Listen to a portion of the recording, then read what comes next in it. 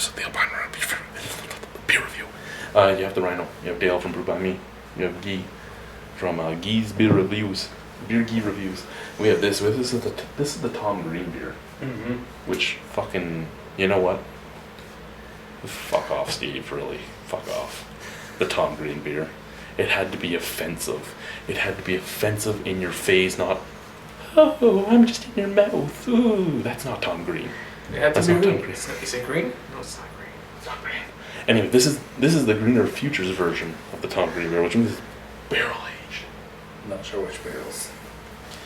And it is 6% alcohol, which I think is a little higher than. Yeah, I think it's 4.8 original. And I know that you like your recyclable fucking paper and all that, and it's great for the environment and it's amazing and everything. It doesn't hold up to when it comes out of the fridge. No. If you ever let this thing warm up, this is what happens. You can't even read that shit. Look at that. It's getting darker. Oh, you turned off the hall light for my wife. Fuck my wife.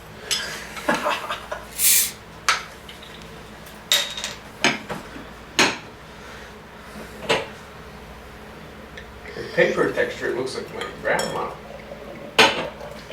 So, we saw my grandmother today, which would be my kid's great-grandma.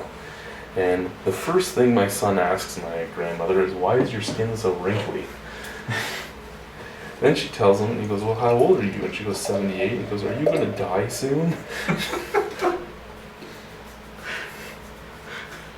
So, that's my story about my son and my grandmother.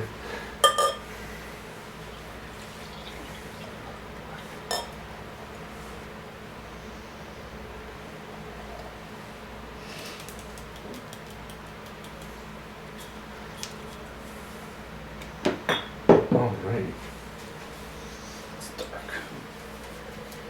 Hmm. Can't see through it. It smells kind of like the Tom Green beer did. I mean, it's kind of like oatmeal-y and a little bit of lactose. A little bit of sweetness. But that's about it. There's a little bit of like a dull weediness almost on the background, like a dull greeniness. Mm-hmm. Almost smells like a sidewalk.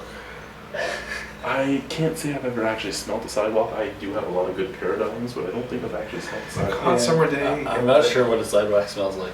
Let's try it. City thing. Cheers. Cheerio, good sirs. Oof.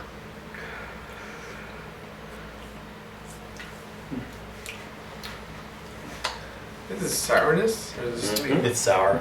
Yeah, the farmer put the pump on the bull. Well, here's the thing I hate about milk stouts myself. They don't last. They turn very easily. Nick bought a milk stout at the festival, so that would have been about 2 months ago that I'm supposed to send him still.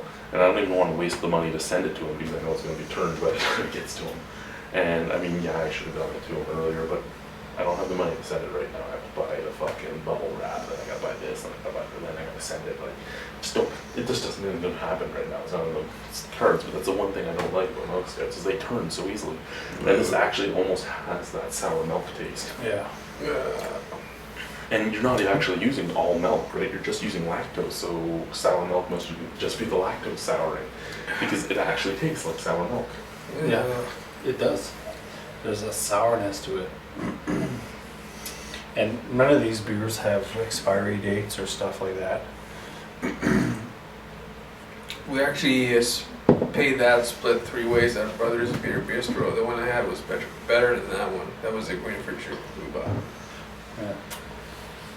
Like I still have at home, I still have the original Tom Green, the very first one that came out, and I have the new one. I don't hate it. I don't hate it. It's not like, oh my god, it's sour, it's the worst beer I've ever drank. But I just don't care. It's just one of those beers that, you know, there's certain beers that don't last the test of time. Like, well, you have two things going against this, right? First, you have that it's a milk stout. you know, Second, you have that it's a barrel-aged milk stout. For 3 months. And you never know what barrel's actually gonna have in it, because it's not like they're fucking completely sanitized and all that and made sterile, because that's not what they want. So a barrel always could be infected with a yeast strand or a bacterial strand that doesn't actually show itself until months later. So I mean, that's the only problem with this type of idea, this type of experiment. And yeah, it's not bad. I could drink it. I mean, I would think of it as a sour stout, and I could drink it, but I just don't care to. No, I don't care to either. It's okay, it's passable, but it's not my thing. Yeah, I'd probably put it at a 5. Tastes like old Christmas decorations, old plastic bag from the 60s. I'm gonna ask how you know what an old plastic bag and old plastic Christmas decorations taste like. Yeah, old house we had that. So So you didn't have money for a craft dinner, so you ate Christmas decorations. you didn't eat it, you just smelled it. You tasted fucking smell with your mouth. Cousin Pascal shoved it down your throat. No, you Have a candy cane key. You did, cousin Pascal didn't. We're not gonna talk about that. So that's gonna be. This is. I just painted red stripes on my penis and told him it was a candy cane. I think I'm gonna give it a 4.75. Not my cup of tea. Fine, I'll go for it then. Already 4, 4.75, and a 5. Thank you, Dale. Thank you, everybody. Bye.